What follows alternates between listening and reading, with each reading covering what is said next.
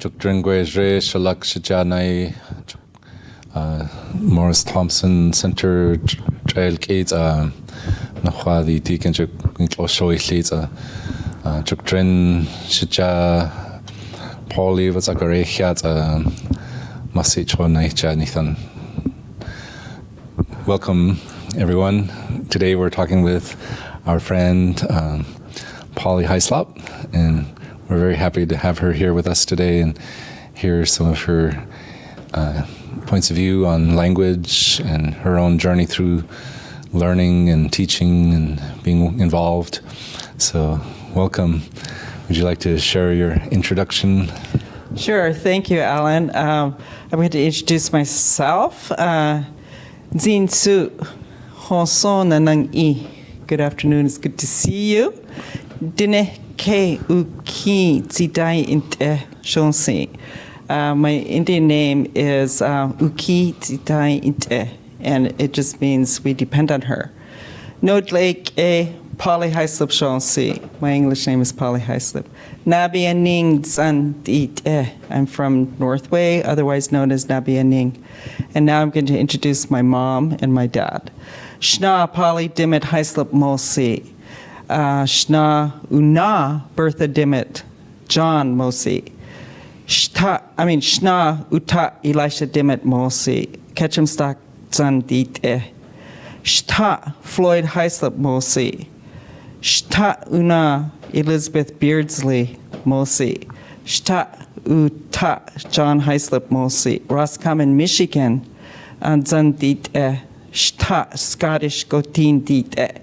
And what I've said is my mother's name is Polly Dimit Hyslop, and her mother's name is Bertha John Dimit, and my mother's father's name is Elisha Dimit, and he's from Ketchumstock. My father, his name is Floyd Hyslop. His name is Floyd Hyslop, and his father's name is his mother's name is Elizabeth Beardsley Hyslop, and his father's name is John Hyslop, and they're from Roscommon, Michigan, and they come from the Scottish people. Yes. Okay, Quincy. So I've known you for a number of years. Mm-hmm. I don't remember when we met exactly. Probably in 2009. I was a graduate student at the university. And do you want to go back even further and maybe talk about where you grew up and your experience? I know you talked about hearing the language when you were growing up and for the first few years, but where did you grow up?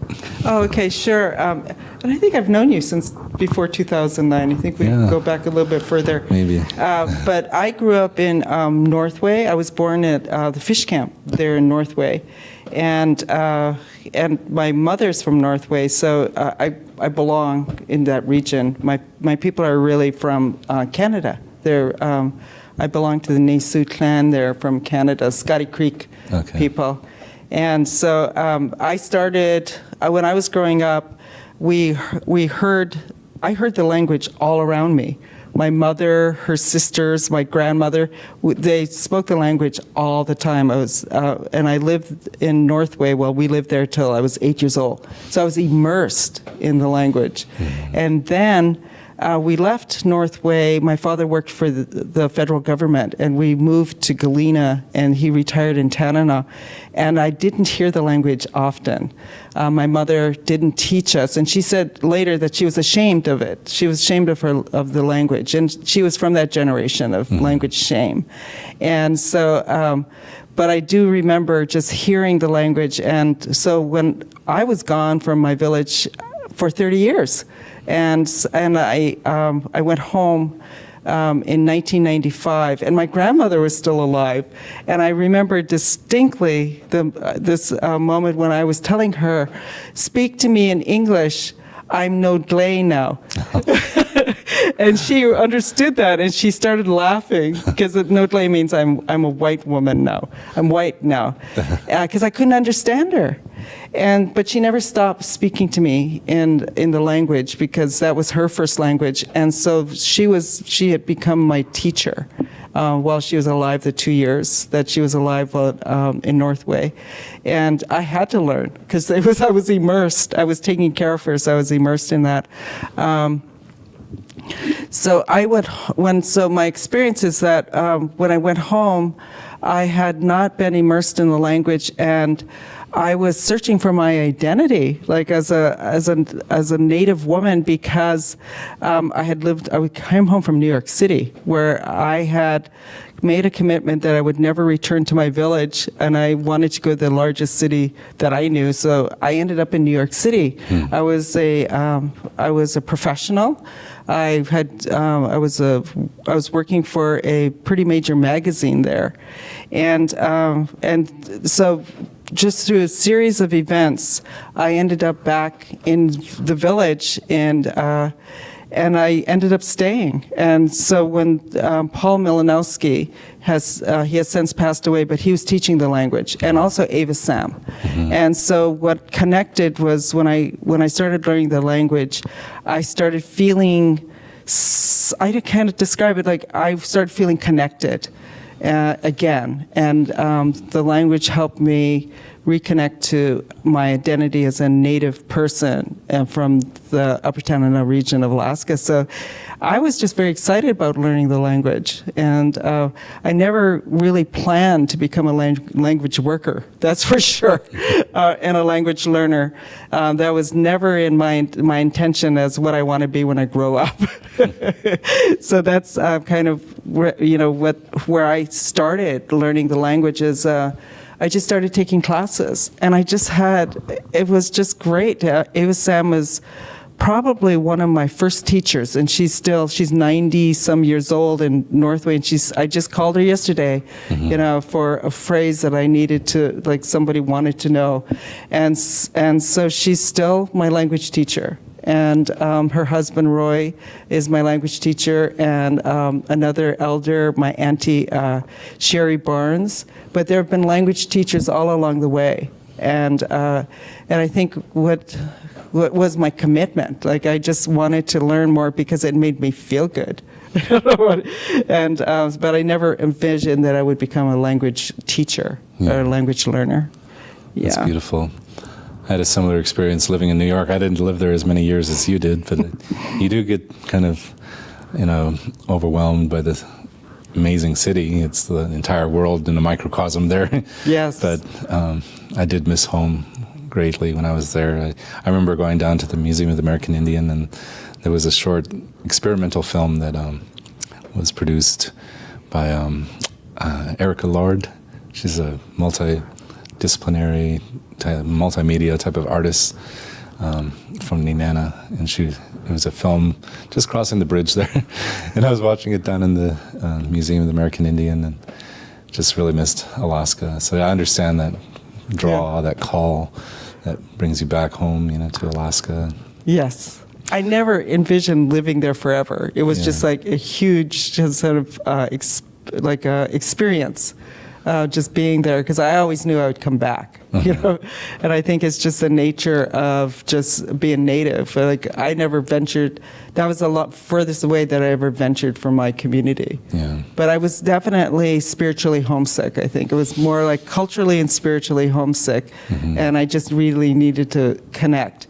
And sometimes I think, wow, I paid a price. I gave up my journalism career when I went back home, and I always thought I'd go back to it, but I never really did. So I took on other careers.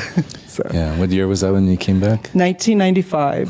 Yeah, nice. I was gone for 30 some years. I mean, I had come home to visit grandma over the years, but I never lived there. Yeah. And it was just, and sometimes I say it was the culture shock. It was, I don't know who is more shocked, the people of my community or me. And I think it was them.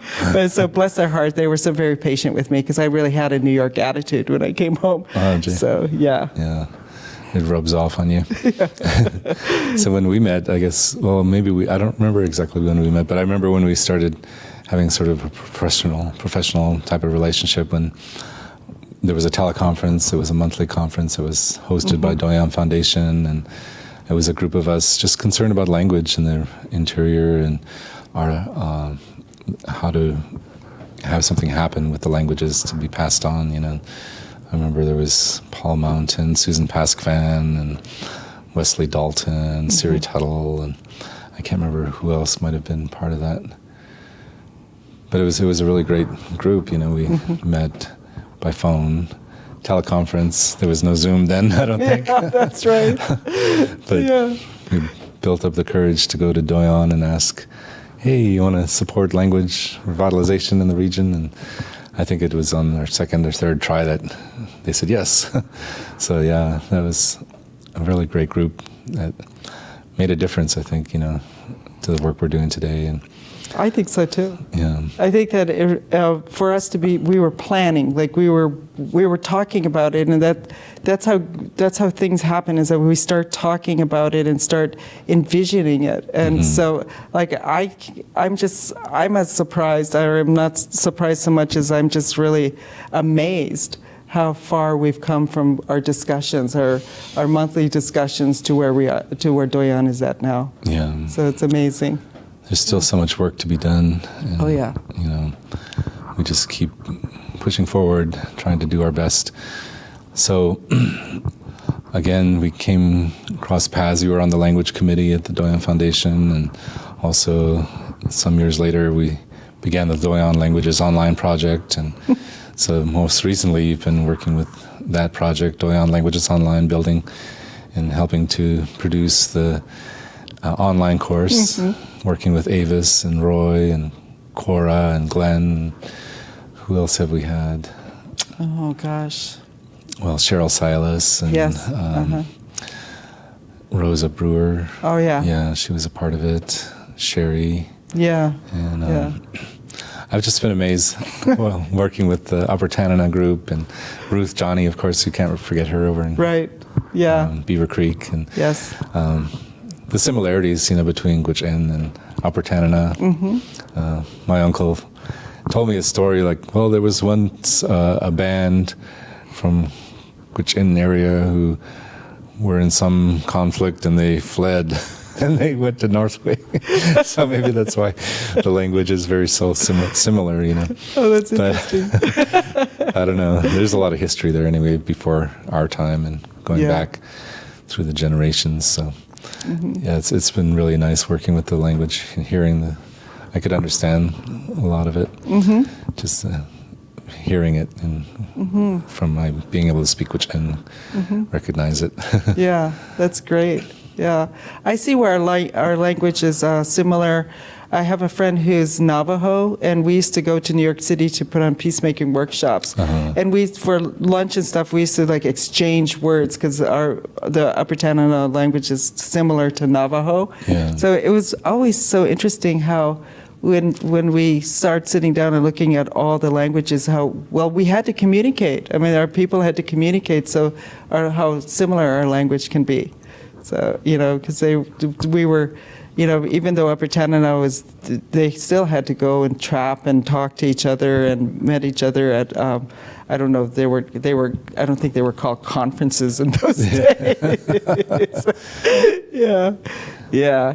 But I also just wanted to take this time to just recognize Rosa Brewer, who just recently has passed away. She was, I call her Shate.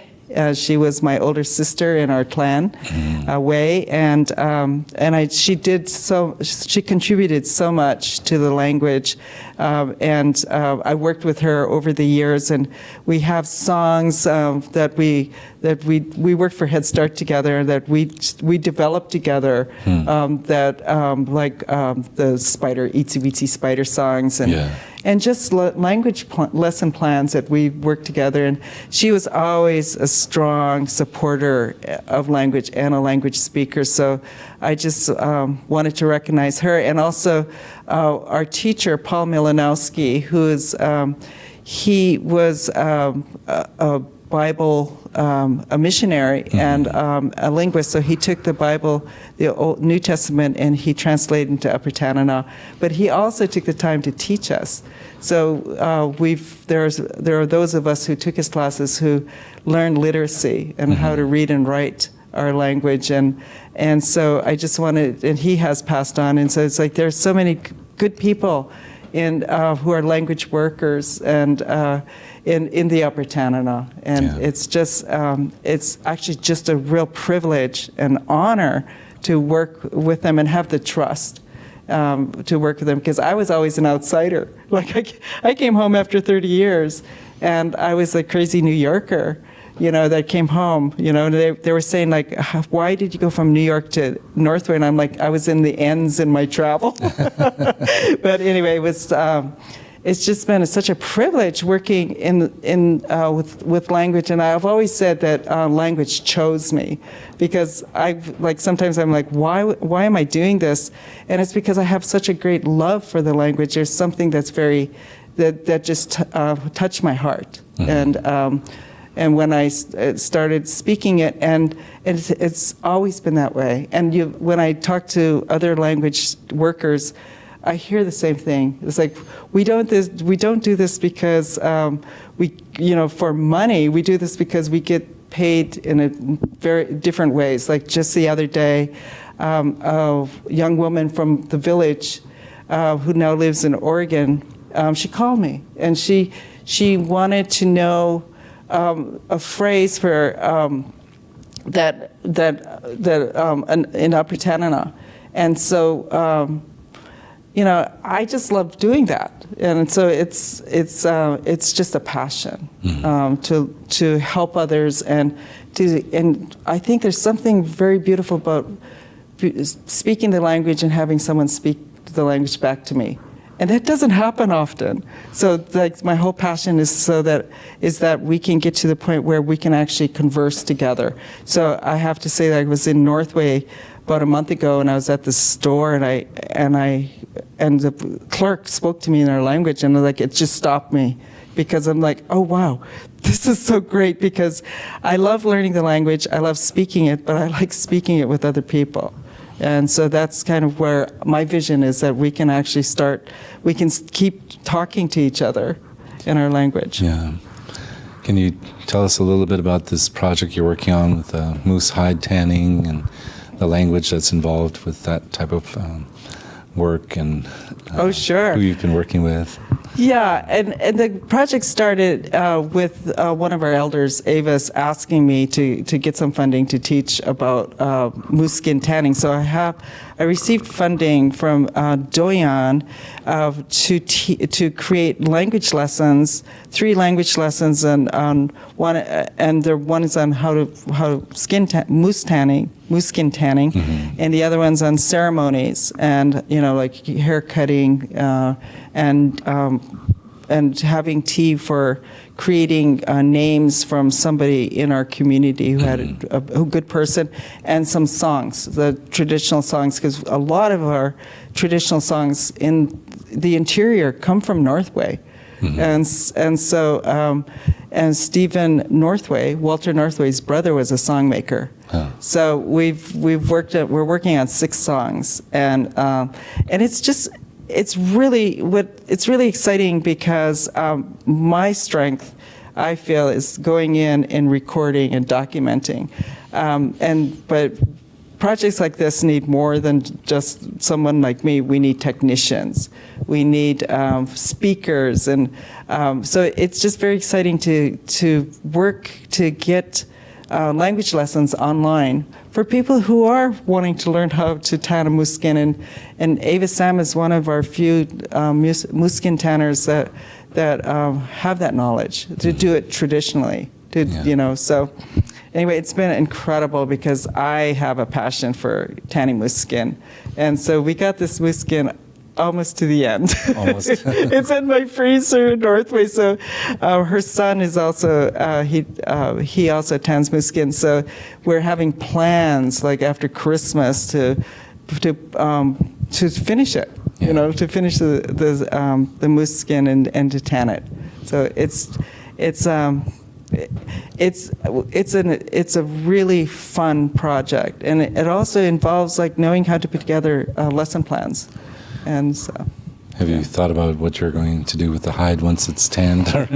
Oh my gosh, I'm not quite sure because it'll be my first one that I've ever tanned, so I'm not quite sure what I'm going to do with it. Yeah, that's a lot of work. It takes Yes, it is. at least 2 weeks solid, full time. But it's very rewarding. Yeah. There's meditation because there's a lot of alone time out there with the skin. Yeah. So, yeah. Repetitive scraping Oh, yeah. over and over. Yeah, that's right. Yeah. Yeah. That's really beautiful. And you mentioned the songs that Stephen Northway has been passed down, and a lot of those songs have language in them. Is there any that stand out for you that you might be able to share, or just you don't have to Yeah. sing, but Oh no, I don't want to sing. No, what I see as a language teacher is that songs are easy. They're kind of the natural way to learn the language because there's a lot of kinship in their songs, especially in our mourning songs, where if somebody's passed away, there's a lot of kinship and a lot of so that's a good way to learn the language and also bring meaning to the songs because we still sing the songs, but I wonder often how many people actually know what they're actually saying. Mm-hmm. So these songs were made during a time when somebody had passed away, and they have real meaning to them, mm-hmm. And so the songs actually can the lessons can actually bring in meaning to like a particular song. And I don't really have a song in mind right now, but I do know that the words within the songs are they could be included in lesson plans to learn. Yeah. No.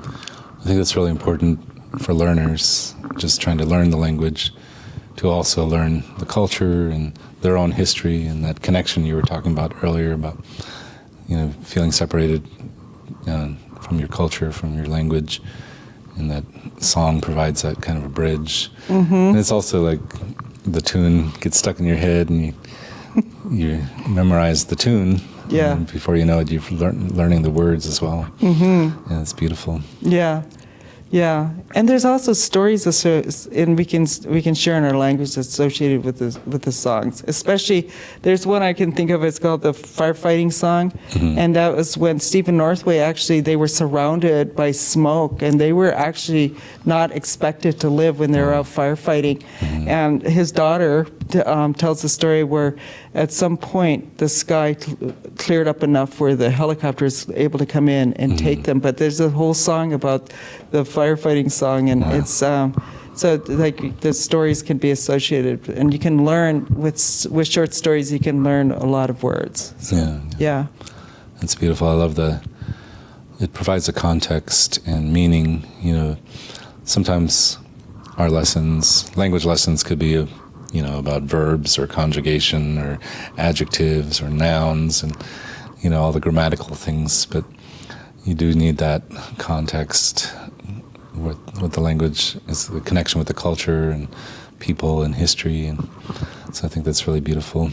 Yeah, I do too, and I sometimes, as a language teacher now, I don't want to add words to the language learning, but I do know that if there are adults learners, we're just so used to seeing things in print. Mm-hmm. But what I like to do is add the print and then just take it away so that we can actually just hear it.